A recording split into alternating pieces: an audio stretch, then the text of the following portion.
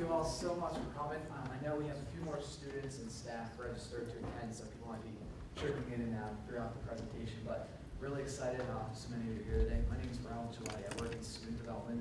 My new position focuses on leadership programs and leadership initiatives in student life. So excited to have you. Even more excited to have Mr. Raymond, David Raymond, here with us today.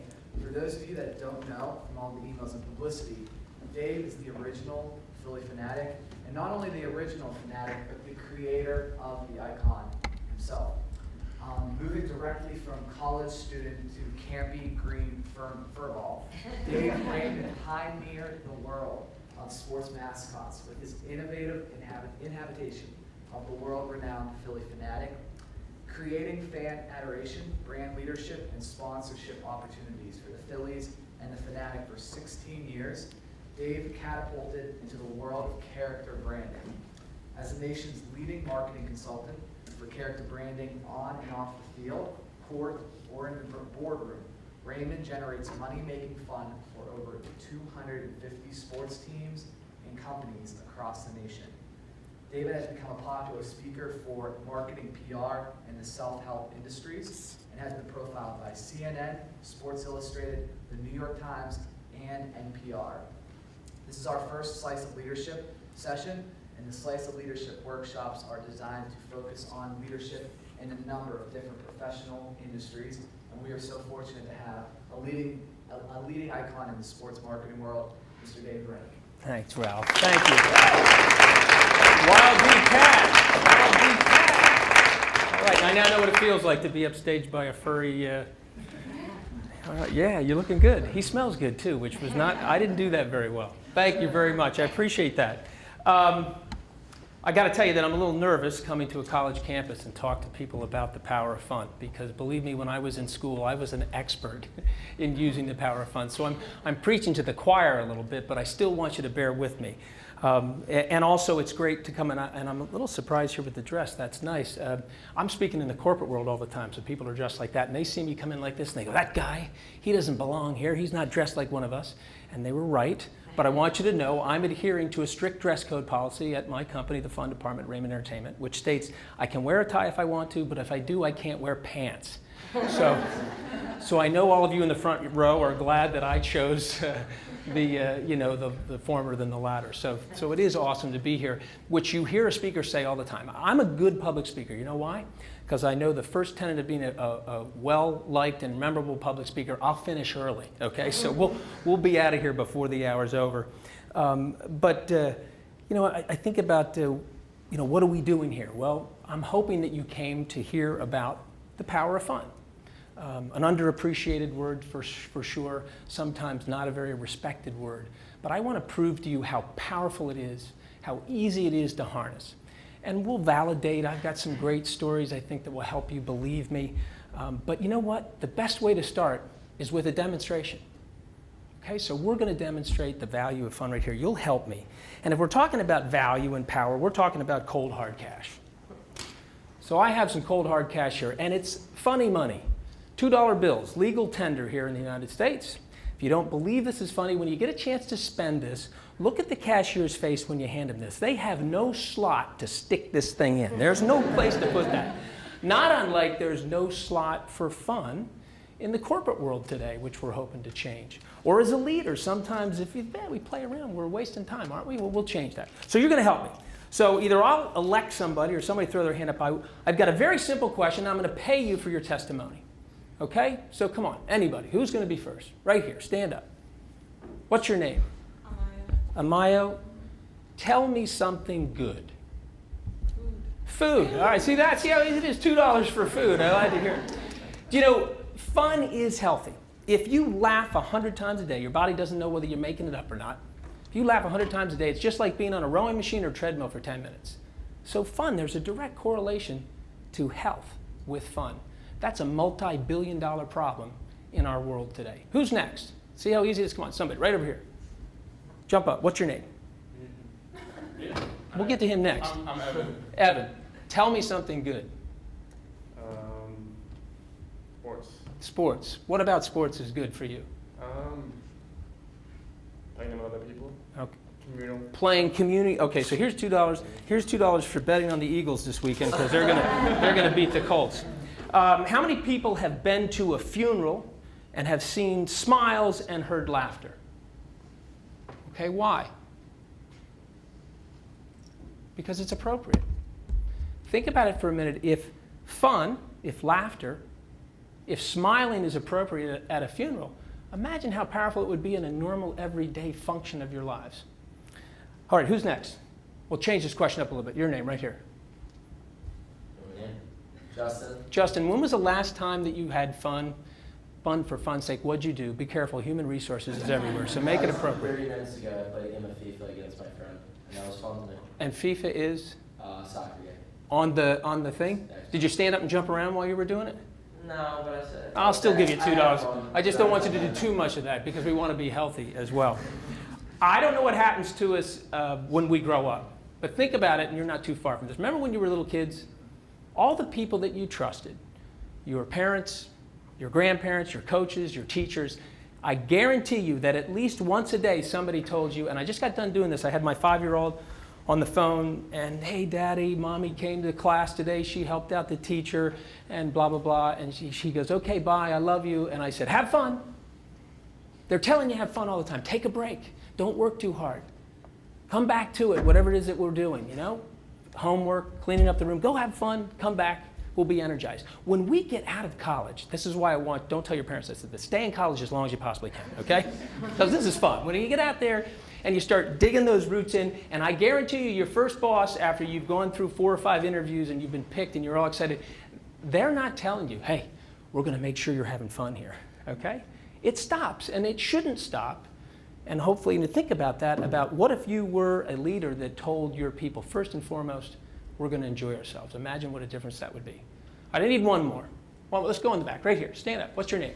Katie. Katie, tell me something good. Something good. Phillie championships. Oh. I know. Oh, okay. I have to give you $2 for that. $2 for some more tissues. $2 for next year. Okay, good. See that? After you sucked up too. You talked about the Phillies for me. That's great. How many people saw the show Undercover Boss? You seen that yet? Okay, so the theory is the CEO from his ivory tower comes down, gets his hand dirty with the lower level employees, and he hopes to glean something. He wants to know what it's like to be one of those employees and the decisions that he or she made at that ivory tower. How did that affect them positively and negatively? And let's keep the positive things and throw away the negatives. Big reality show, millions of dollars of advertising. At the end of each show, a little scroll that says productivity from waste management or whatever the company was went up 35%. That's not just thousands or hundreds of thousands. That's millions of dollars of bottom line benefit. I would ruin the reality show, but I could save that guy or that gal a lot of energy, a lot of time. Just go to your employees and say, are you having fun? Are you enjoying what you're doing? What don't you enjoy about it? That immediately will change things. So from a leadership perspective, again, both when you're talking to your group and when you're demonstrating to your group that you care. When you do that, they believe that you care. All right, I do one more. I've got time for one more. Right here. Gentlemen, jump up. What's your name? Jonathan. Jonathan. And tell me the last time you had fun for fun's sake and what you did. Last night, hung out with my friends room. We watched 24. Nice. And what happened in that episode of 24? He stopped some terrorists, but I don't know. All right, well, here's $2 for I know you're not telling me the truth, the fun you had, and $2 for trying to tell me the end of 24, but that's okay. Give yourself a round of applause for demonstrating the power of fun. And I got more $2 bills, so don't worry about it. We'll get some more out here. When it gets down to it, if you don't hear anything else I say today, remember this, that it's about a simple choice. Harnessing the power of fun is about a simple choice. I'm going to be happy, I'm not going to be sad. I'm going to be a funster, not a fun killer. I'm going to be Tigger, not Eeyore, okay? It is simple, but it's extraordinarily difficult to activate it consistently. Why? Because we are bombarded constantly with the negative cells. You know, blood and guts in the news first. You want to see the train wreck? We're going to show you the train wreck first. They are constantly trying to hammer us. In our culture, it is the bad news first. You go into a company, they show you the financials first in the staff meeting. So we all can be depressed and realize we can't afford to do anything to change it. Okay? And I'm in the business of selling fun. This is what I do. And I get it every day. You know, things that knock me off my fun pace.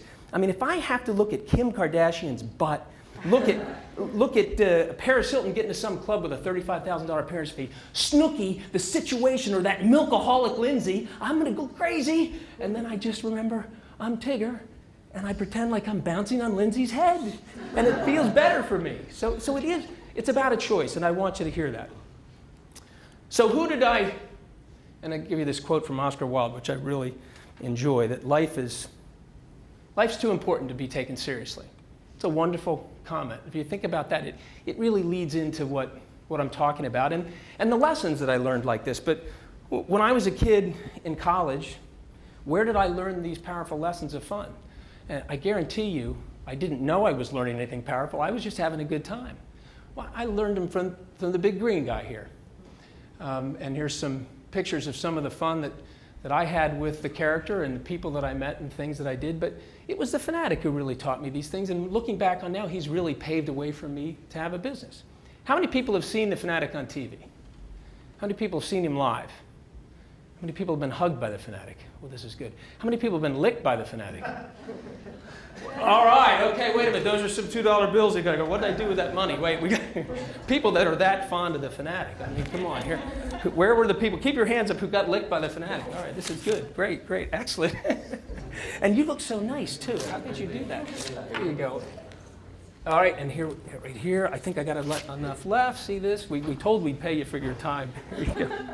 All right, thank you very much. That's great. So what I'm going to do, though, I figured I was going to have a few Phillies fans and Phanatic fans in the group. So I've compiled a little video of the fun the Phanatic has been having for, get this, over 31 years now the Phanatic has been around. Children's books, all kinds of initiatives, but check out some of the pure fun that he's had over those 31 years.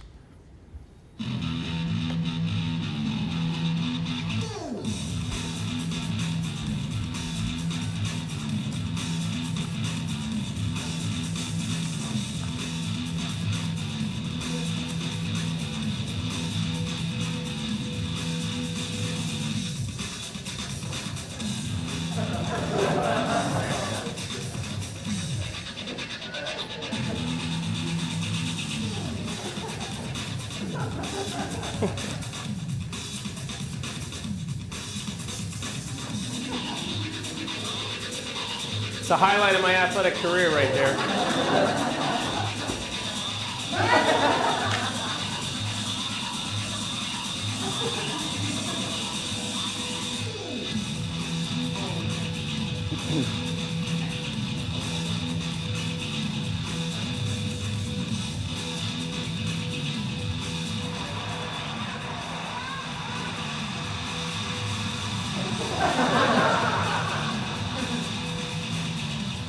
Okay, I'm an expert in fun, but I'm no dummy. That was not me skydiving 26,000 feet.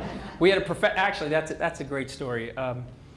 We had the professionals do it. It was the Navy Leapfrogs, and the guy's name actually was Dave, ironically enough. And Navy Leapfrogs, these are the first responders of the Navy. These are the Green Beret of the Navy.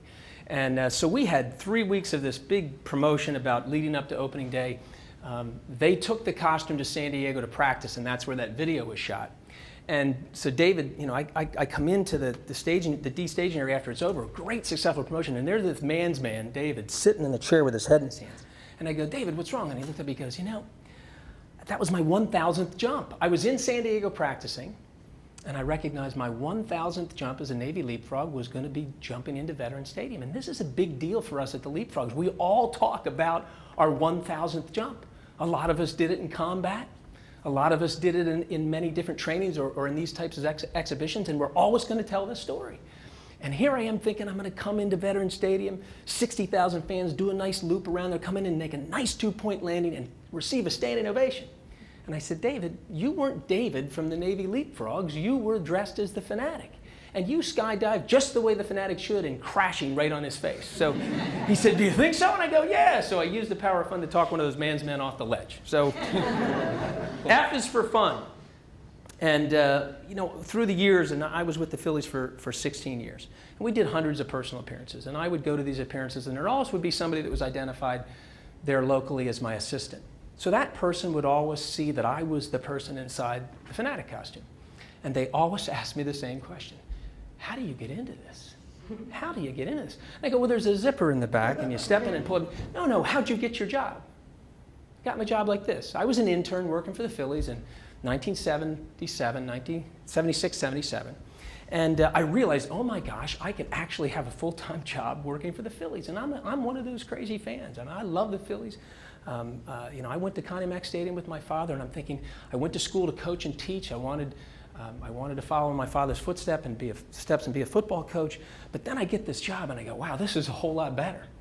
I really want to stay here. So when they called me up at my fraternity house and told me, look, you could keep your same summer job, $5.25 an hour. I'm going to pay you $25 to stay for the games. All we have to do, you're going to dress up as this character. We really don't know what it's going to look like. I'm in. I want that job. So my fraternity brothers hear what I'm doing, and they go, you said yes to what? And these guys are from New York, so they're not the nicest people, those people in New York. So they recognize they've got me at a weak point, and they said, do you realize you've just said yes to being a 300-pound green furry Muppet in charge of entertaining the same fans that booed Santa Claus and the Easter Bunny? You're going to be hung in effigy and set on fire, and that's when the Phillies win. When they lose, you'll really be in trouble.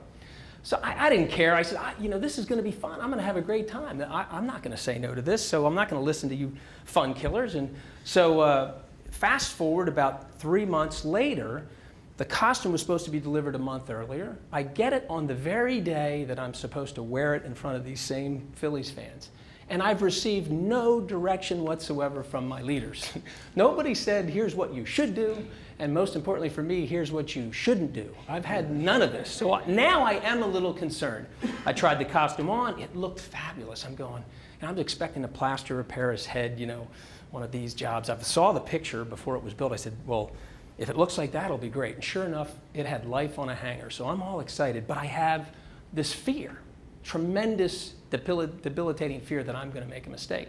So I go up to my boss's office, Bill Giles' office, and I go, Mr. Giles, what is it that you want me to do? No one's told me.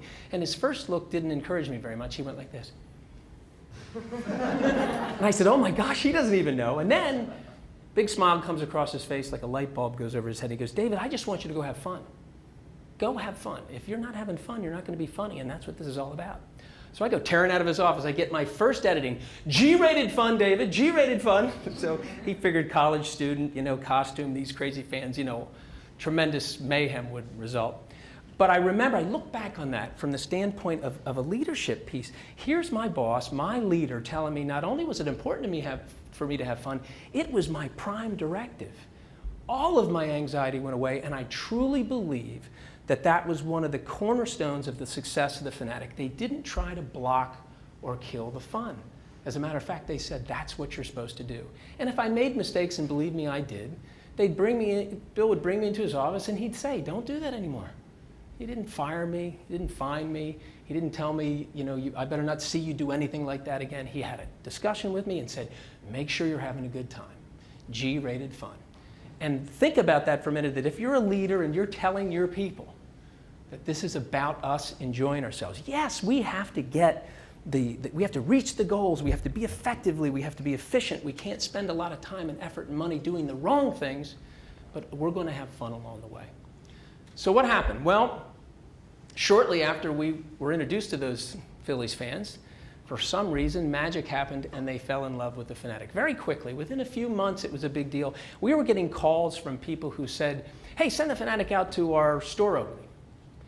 We didn't even know what we were doing in the stadium. And again, I go to Mr. Giles, what do you want me to do? And he said, just go see what happens. And so other than the fact that we realized we needed security at some of these events, because you would have thought that reincarnation of Elvis Presley was walking in some of these places. I mean, the Phanatic became a really surprisingly big thing.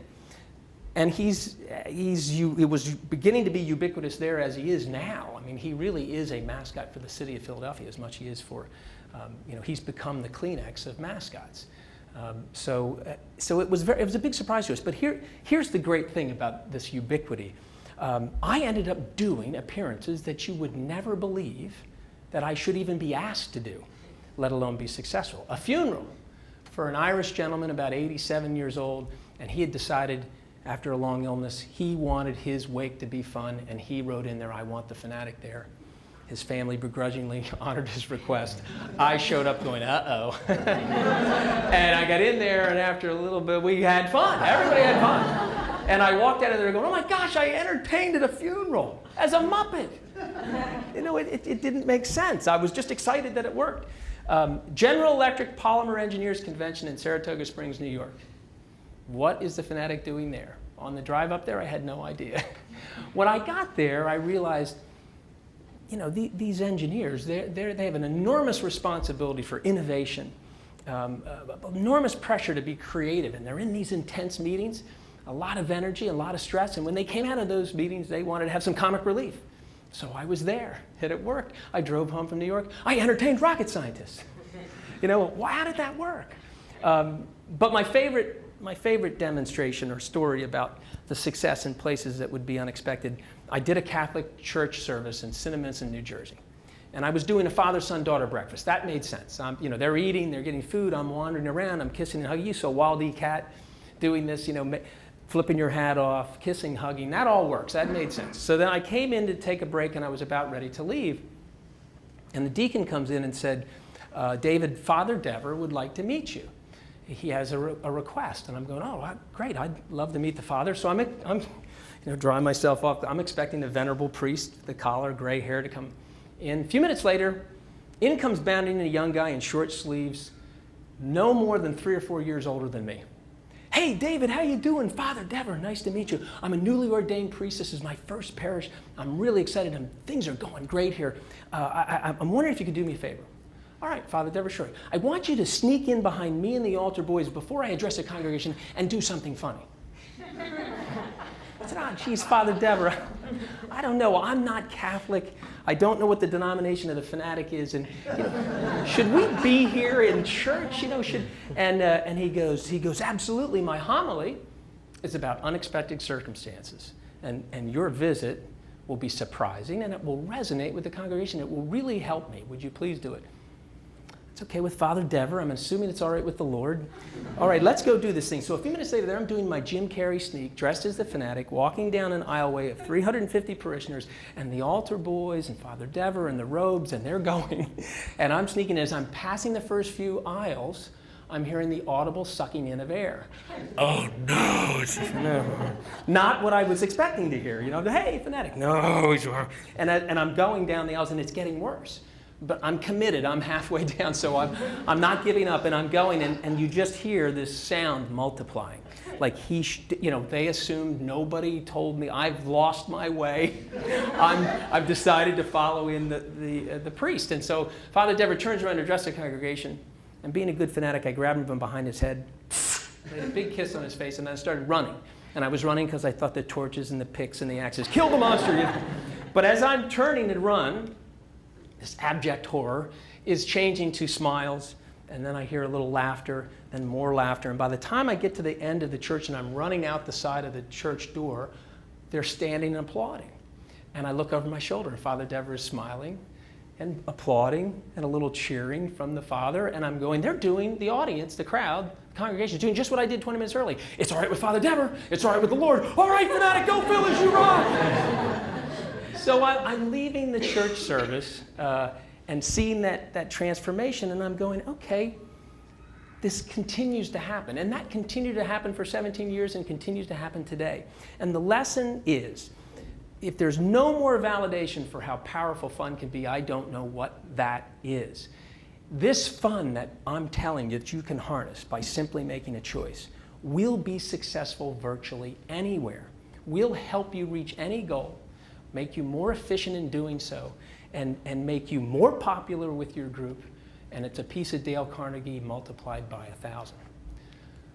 Well, what gets into the way of powerful fun? The battle cry of the fun killer, no. And everybody's, usually when I say this, they're looking at each other going, well, yes, that's a fun killer. I'm not a fun killer. You're a fun. The fact is, we've all been fun killers. We play that role differently. In my world, who were the fun killers? Well, they were baseball purists. Get out of my way, you big fat green thing. I'm here to see the game. Opposing managers, you know, Tommy Lasorda. I had some famous run-ins with him. Opposing players, groundskeepers, if we just get rid of these baseball players with spikes, I'd have a beautiful field, you know, the perspective. But no one was tougher than the ever-dreaded band director. And the Phillies broke a little ground. Back in the day, they had high school and college bands come to a baseball game. You expect to see them at halftime in football. And the fans really enjoyed it, and I loved it as a performer because it gave me this distraction with the crowd pregame. So I would spontaneously interact with the bands, and even over some time, the band directors would start to like it because they saw that it positively affected the show. So even those guys would let me do it occasionally. Excuse me. But in 1983, the Dodgers called the Phillies and said, on this next West Coast swing, could you send the Phanatic out with the team? We want him to entertain our crowd like he does Philadelphia pregame. I'm like, wow. Chavez Ravine, the hallowed grounds of baseball, Dodgerland, and I get to fly in the team plane. I stay in the team hotel. I dress in the locker room. I'm just a kid, you know. This is Mike Schmidt and Tug McGraw and all the great players of the day, Gary Maddox. I mean, it was just a dream come true. And the players are just as excited as I am. We'll take you to LA, we'll have a good time. And the other Fanatics coming with us. And they pretty much threw me out of the dugout that day. Go get them. Boo! They're booing me. And I go, oh, duh, okay. I'm in Dodgerland dressed as a Fanatic. Of course they're going to boo me. But I was completely blindsided because I thought I'd go out, you know, do. And they'd all, no, they're booing me. So I went to try to make nice to Dodger players. The fans booed me, you know, lustfully. I went and tried to trip up the Phillies players. No, they were having none of it. And suddenly now I'm Eeyore, you know, in the Phanatic costume. And truly, I'm starting to walk off back to the dugout because I had no answer for this. And all of a sudden, the band starts flying out in center field. I go, great, I got this. I ran out to that position, gave the drum majorette a kiss, and all of a sudden, the boos stopped, a little smattering of applause. I'm like, okay, I've got him distracted. Vice grip on the back of my arm, and I turn to look to the red, snarling face of the band director, and he's going, you get off the field, get away from my kids, you're ruining the show. And being a good Fanatic, I ripped my arm from his grip, and I started running away from him, weaving in and around the lines of the band members. And he chases after me. Get off the field, you're ruining the show. And I'm looking at the faces of the band members, and they're not missing a beat, they're not missing a note. But when the instruments come down for a breath, they're like giggling, going, look at our guy chasing the big fat great thing. And so all this mayhem is creating a tremendous response from the crowd now. They're laughing, they're cheering, they're guffawing. And I don't have an answer. I don't know how this is going to end. I'm just running because I'm afraid he's going to catch me. So at one point, there's a very comic scene where I'm at one end of the tuba line, he's the other end, you know, we're doing this, and he's trying to get me. And I look to the right of me on right field, and there's two big LA police officers. And they're charging on the field, and they're the chips, they're motorcycle cops with the gompers and the nasty little thing on their shirt, and they're running towards me. I'm like, uh-oh, I'm not in Kansas anymore. I'm going to get locked in an LA jail like that. I'll never be released. And I'm distracted, and I've stopped now. The band director catches me, grabs my arm. The police officer are a few paces away, and he's screaming at the cops, get him off the field, he's ruining the show. And the police officers ran right past the Phanatic, grabbed the band director, and let him right off the field. And I'm like, great perspective. So the band finishes, single file, they go off, standing ovation, because the crowd now sees all this stuff that was going on around them, and they just kept going. Never stopped, played. I'm down on my knees as a Phanatic, bowing to them as they walk off the field, standing ovation in LA. So I go off, and I'm thinking, well, at least this is a semi-success. I turned the crowd around, but I feel bad about what I did to this band director. I mean, he physically got let off by two police officers, and you know, he was blindsided. So I went to find him. Got out of the costume, went to him. I found him. I said, hey, my name is David. I'm the guy inside the costume. He goes, no, don't apologize. I lost perspective. But I'll tell you what was great was I didn't get locked up. They pulled me over, and I was held right on the side of the field. I got to see my band get a standing ovation. They never would have had that happen if it weren't for you.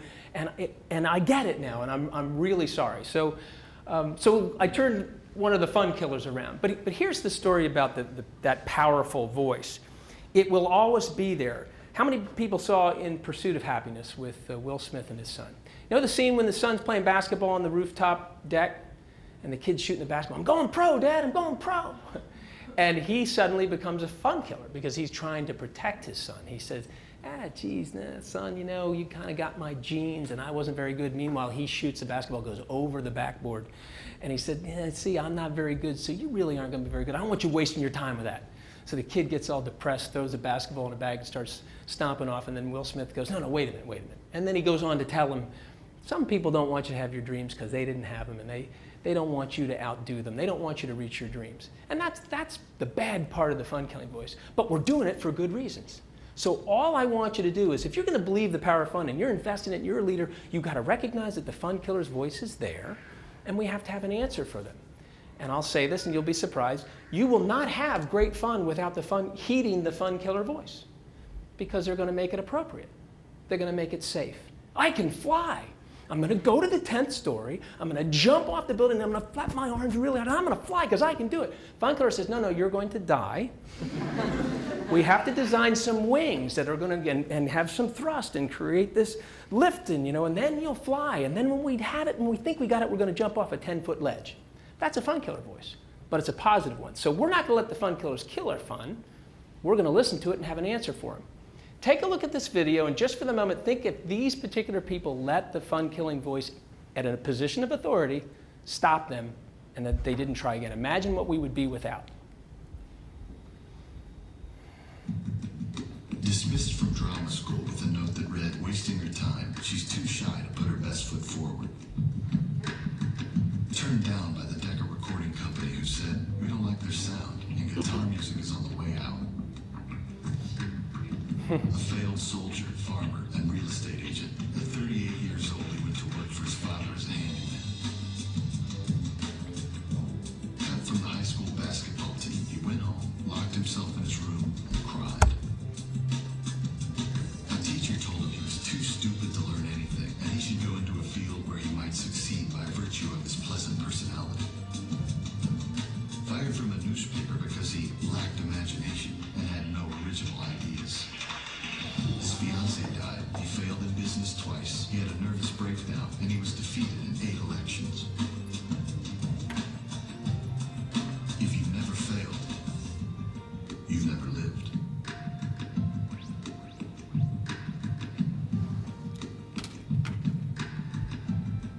So this obviously has a message of you need to fail in order to succeed. But the underlying message for me is these are all fun-killing voices at a position of authority that you would normally respect and heed. But the people that understand the power of fun will keep pushing through. Bill Giles, no one believed Bill Giles was going to be successful with a green furry Muppet in front of these fans. But he said, this is going to work, it's going to be fun, give me a chance. Thank goodness the Phillies organization was just thrilled to let him do it, because they were filled with his friends that said, this will be a great thing to bug Bill about. When it's such a failure, we can laugh at him. Say, remember when you thought that green thing would work? So that they weren't fun-killing voices, they just wanted to have fun even with the failures. So my favorite is Abraham Lincoln. If you've read about Abraham Lincoln, he had a horrible life. I mean, he had a horrible life. It was everywhere he turned, he had challenges. He didn't even get to see his greatest moment actually come to fruition before he was murdered. And he said something that I tweet about, I remember, I try to read it every day. He said, and it's the choice thing, most of us are only as happy as we make up our minds to be. So coming from Abraham Lincoln, that means something to me. There's a guy that really used the power of fun to keep his head above water. Okay, I hope that you've heard some of this and that you're buying into it, but the skeptics in the room have 2 questions that always happen at this point of my talk, and I entertain them rather than ignore them. One is, David, how come your hair never moves? I can tell you all about that, but it has nothing to do with the power of fun. But the other one's valid, and I like to hear it because I'm always trying to find new ways of answering this. They go, David, you're in the business of selling fun. You make your living doing this, you feed your family with it. Of course, you're going to stand up and tell us how great it will be and how easy it is for us, and we can all do it. I don't think you're the most non-biased source. So I go, okay, you're right. So now I'm going to try to go over a couple of slides of validation, real life, real-time validation. So remember we talked about the bad news. Well, I want to talk about how valuable good news is, how good news can spread like any virus or any cancer in a positive form. How many people have seen or heard of the sausages in Milwaukee? Okay? This is real fun. The people in Milwaukee, I love them.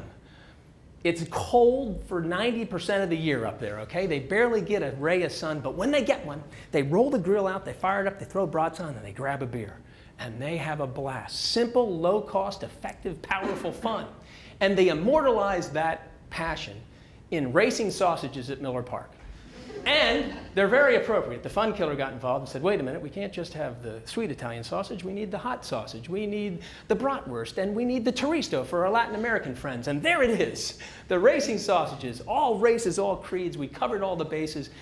Every seventh inning, those characters come out of left field at Miller Park and they race across home plate. They jostle each other. They try to knock each other over. The first one to cross home plate, that food item goes on sale for 2 innings. This is fun in Milwaukee, and I love it. On this particular night, however, Randall Simon, who happened to be playing with the Pittsburgh Pirates at the time and happened to be at the opposition's dugout was where the sausages had run by, he decides that his brand of fun is going to whack one of the sausages over the head with a bat. He's a professional athlete, okay? They have a whole different level of fun than we do. So the sausages run by, and sure enough, bonk, he whacks the sweet Italian sausage over the head with his bat. The young lady inside the costume was stunned for a moment. She tripped and fell, and she wiped out the bratwurst and the hot Italian sausage, and the chorizo won that day. So everybody that had the chorizo was thrilled. Everybody else was incensed. Our sausages had been attacked. And it was big news in Milwaukee. Randall Simon was arrested. I'm not lying, can't make this up. You should have seen his mugshots. We had to explain to him there was a person inside. Well, the young lady wasn't injured, thankfully, and she was a big baseball fan. She just wanted a signed bat from Randall Simon, which she got. No charges were pressed after that, but this made big national news. The following day in my little office in Newark, Delaware, I got 4 separate phone calls from the 3 major news networks and the major cable news network, Fox. All of them called me. They wanted to have my opinion as an expert to this mascot madness, which on a side note is a little disconcerting when you realize that the only time anybody wants to talk to you is when somebody smacks their sausage, but this is my life. So I look at that and I go, wow, good news works, even though it's second or third. So to take from the validation is to recognize people want to hear good news. We are bombarded with negative stuff. So they want to hear good news. And the people in the press, they're looking to cover it. They want to cover it. It's funny, it's interesting, it's different. So Villanova University, what are you doing in the community? As a student at Villanova, what are you doing with your group? What's happening here that's really important that you want to package in a fun way and get it out to the local news media? I did a boot camp training for kids that wanted to be mascot performers at Kutztown University. A little public television station came and videotaped it. They had a very small viewership. 3 weeks later, I had somebody from California that was a friend of mine said, hey, I saw you doing a boot camp in Kutztown. Well, it hit the wire and it goes everywhere. So from a practical standpoint, if you want to have a message virally today, YouTube, Twitter, you can get good news messages out that people are looking for producers to pick up. Millions and millions of dollars of free advertising. Or just understanding in your own community, people want to hear the good things that are happening, especially with the financial crisis that's going on today. Okay, some more validation. Fun. It's the new core value proclaimed on the cover of Inc. magazine about 3.5 years ago. So this was great when it first came out. We were using it all the time. Look at this, there's some, CNN covered us delivering fun to ING Direct, and Dr. Sanjay Gupta interviewed us, and we were holding the Inc. magazine. You know, this was a validation we needed. So I trot this out. Well, again, I have some fun killers in my audience, and somebody raised their hand about 1.5 years ago. I did this at a corporate event, and he said, well, David, you know, that's great and everything, but you know, the experts are telling us with the financial meltdown we're in, news that we received 3 weeks ago is old and should not be listened to. So this is 1.5 years old. This is worthless. And I sat there for a little bit and thought of Tigger, got myself back around and said, you know what? You're right. So let me tell you why I think they missed the boat by not continuing to focus on fun. And by the way, the great companies use fun throughout all the financial crisis. In baseball, the biggest day is opening day. We work all winter long getting ready to kick off the baseball season. Big events happen on opening day. That skydiving, the Phanatic skydiving, that was opening day. Huge day for us. Very important for us to do it right, hoping for good weather. On this particular opening day morning, I woke up, and you know how you know when you're sick? And I was like, oh no, I don't feel very well. But it's opening day, so I'm not going to tell anybody. I can't call in sick. So leading up to the game, I only felt worse, and I could tell I had a fever. I knew I did. And I get into the stadium, And I'm just feeling awful. My assistant's there, and I said, I don't know how long I'm going to do this, but I can't not show up for opening day. So I get dressed in the costume, and I go out, and I'm out for about 25 minutes each time, and I'm not sick. I feel good. Out there doing my thing. The Phanatic was great. We're having a good time. Super. I come and take the costume off. Oh my gosh, I feel horrible. I know I've got a fever now. Put the costume on, same thing happened. The rest of the night, that's exactly what happened. Every time I put that costume on, I honestly believed I wasn't sick. The next day, I checked into a hospital, had a 104-degree temperature, and I was in the hospital for 5 days with pneumonia. It was the only time in my career, other than when my mother passed away, that I missed a Phillies home game. And so I told this story, and I said, here is the analogy. The fever, okay? The fever is the economy today, or your struggles in life, whatever they are, small and large. That's the fever. And we need to treat it. We need to realize if we don't treat it, it could kill us. We have to figure out a way to functionally attack that. But the Phanatic's costume, that's the distraction, the powerful distraction fun can have every time you tap into it. I heard, this is my new quote, we're distraction therapists practicing distraction therapy. You know who said that? Steve-O from Jackass 3D. I love it. When I heard he said it on the Howard Stern show, I'm going, that's perfect. We're distraction therapists practicing distraction therapy. So that's what the core value of fun is about. It's distracting you from whatever's going wrong in your life or your business or your endeavors. And you need to do it consistently, and you need to do it in small doses. You don't need to waste time, but you need it in order to get by it. All right, this next video is and we're getting close to the end here. Next video is about the direct correlation to fun and health.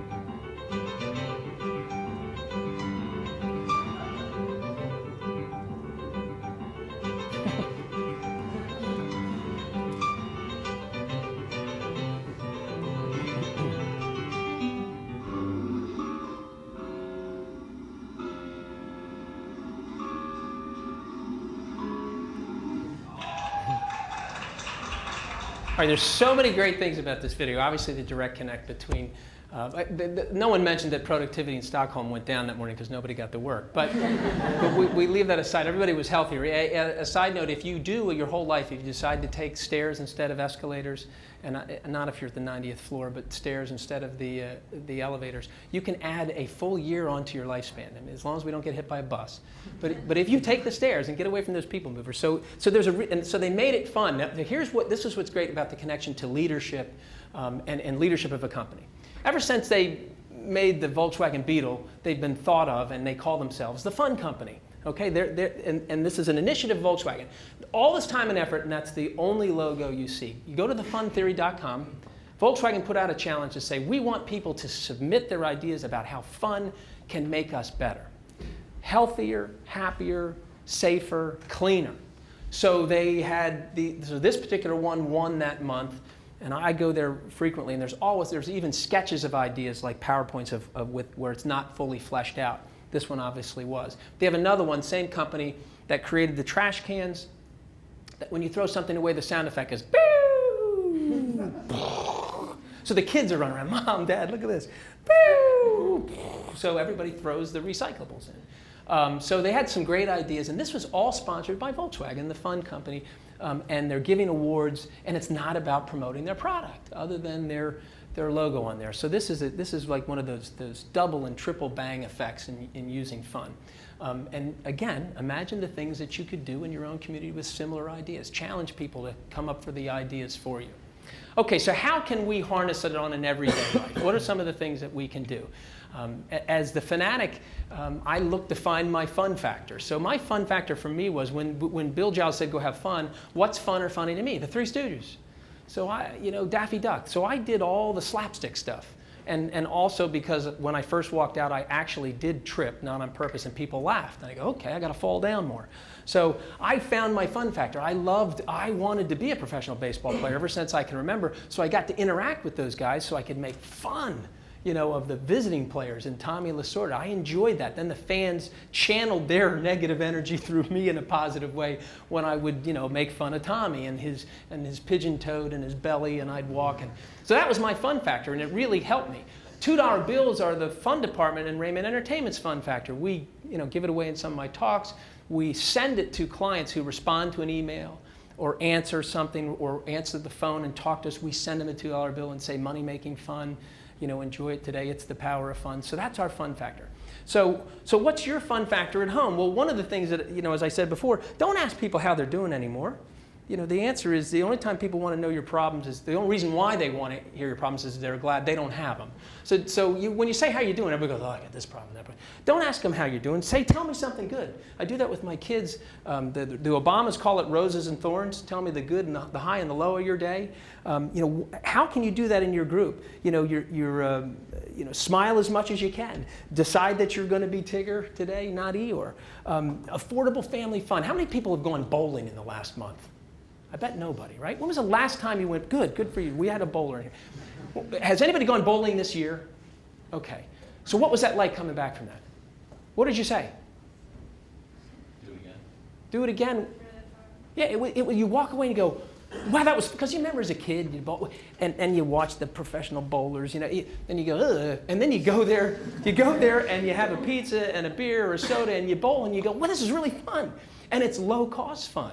So bingo, we play bingo, and this is my mother-in-law who I love. She brings the bingo game, she calls it. Everyone pays $1 for the card, and I'm telling you, we get all the negative energy out because we're making fun of each other, and we're saying, yeah, you win all the time. My father-in-law can't stand it because he never wins.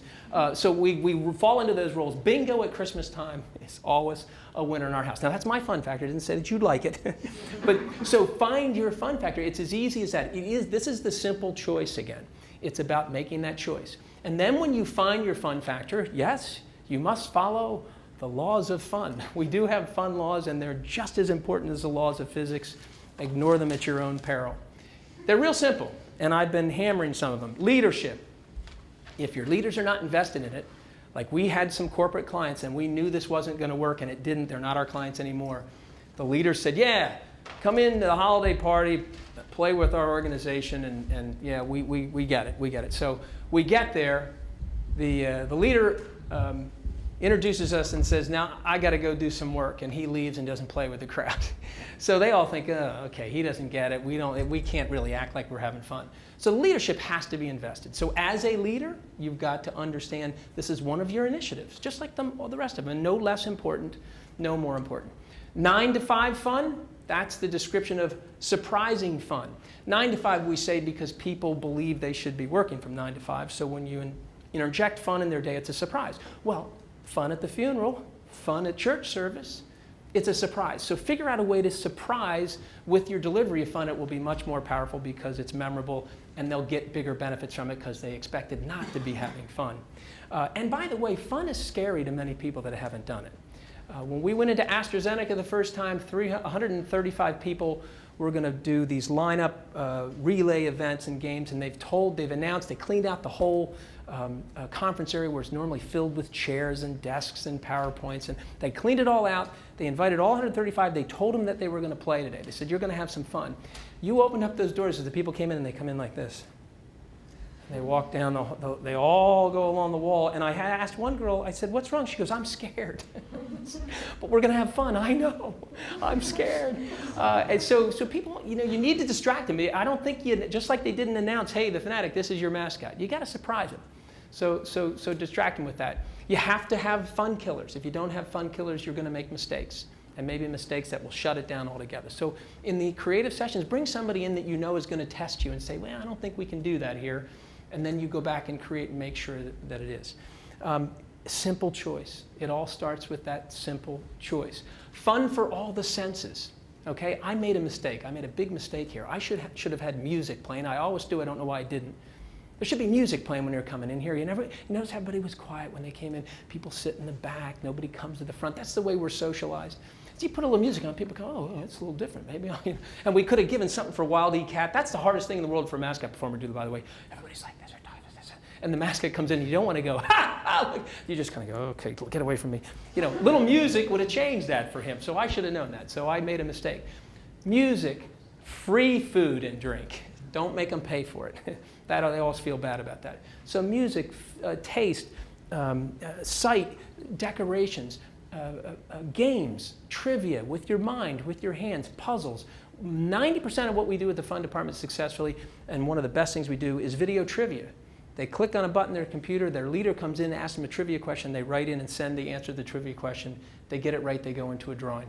They love that because it doesn't waste time, it's not expensive. So, so you've got to remember these laws of fun. That's the way it will work. And remember the last one, we said, this is the thing I said that I want you to remember above everything else. And I'm going to give props to the author of that quote. How many people saw Randy Pausch's last lecture? Boy, if you haven't seen, you got to see that, okay? So go parade.com, YouTube, type in Randy Pausch. Randy was a professor at Carnegie Mellon University. He taught gaming programming. And everybody wanted to get into his class, but not just because of its content, because of who Randy Pausch was known to be. He taught with an enormous amount of passion and fun. And he was a beloved professor. Unfortunately, he got pancreatic cancer. And it was just prior to his last lecture, his tenured lecture. And the president of Carnegie Mellon said, you don't have to go through with this. And he said, no, this is perfect. This is exactly what I'm about. I want to do this. And he said, well, will you make sure you talk about fun? And he said to the president, well, of course I'll talk about fun. That's like asking a fish to tell you how important water is to him. It's in my DNA. So here's a man that is sick. He has a young wife and young kids. It would normally be a sad occasion. And that last lecture, you're going to have to bring some tissues, but it is fabulous. And he talks about how he uses stuffed animals as rewards and as symbols of reaching goals. It's just tremendous, so watch it. And in that lecture, he said, you have to decide whether you're Tigger or Eeyore. And I think it's clear where I stand on that debate. And he went on to say, I'm dying, but I'm having fun every day. So if it can work at a funeral, if it can work for Randy Pausch, who's sick and dying, and it's a terrible story, but he makes it beautiful and teaches not only him and his wife and his students, but his kids, his children, are learning from that last lecture. Then think about how it will work for you. And the last thing I'll leave you with is Dale Carnegie. 1956, the year I was born, he wrote How to Win Friends and Influence People. And that he said, I've never met a successful person that wasn't having a rip-roaring good time doing what they're doing. So stay in school as long as you can and have a rip-roaring good time enjoying what you're doing and harness the power of fun. Thank you very, very much. I'm happy to answer any questions.